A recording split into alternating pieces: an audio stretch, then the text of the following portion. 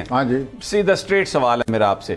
मरियम नवाज के प्लैनेट्स क्या बताते हैं कि वो कोई कुलीदी ओहदा पाकिस्तान में 2023 में लेने में कामयाब होंगी?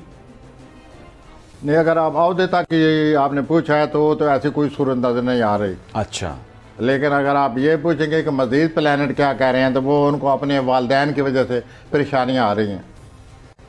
वालदैन की वजह से? हाँ, इसका मतलब है कोई झगड़ा, वालदैन परेशानी का बायस बनेंगे या कोई, वो इसका मतलब है कोई इख्तिलाफ कर देगी, कोई इख्तिलाफ जो वो नजर आ रहा है ना सर।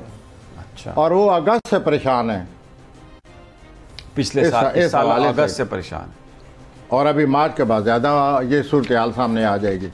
ठीक हो गया। अच्छा, क्योंकि वक्त कम है, मुझे पता है आपने अगले पे पूरा अहाता करना है। अब जरा चलते हैं जनाब आसिफ अली जरदारी साहब। आसिफ जरदारी साहब का यहाँ जो सेहत का मसला है या उनकी जो काम के बारे में पॉलिसी है पिछले कई सालों से जो उनकी सियासत रही है उसमें बहुत ज़्यादा तब्दीली आ जाएगी।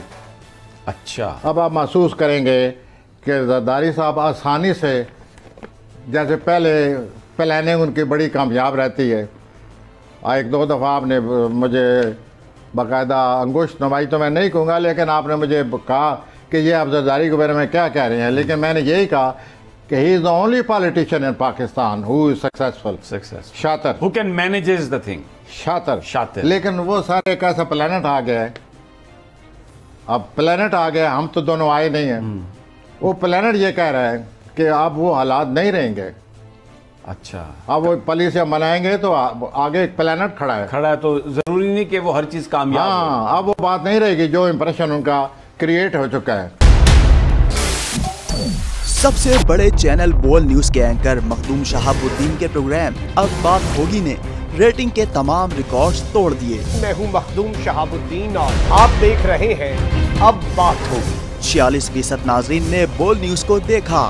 सोशल मीडिया पर भी सबने सब्सक्राइब करें और बेल दबाएं ताकि कोई खबर रह न जाए।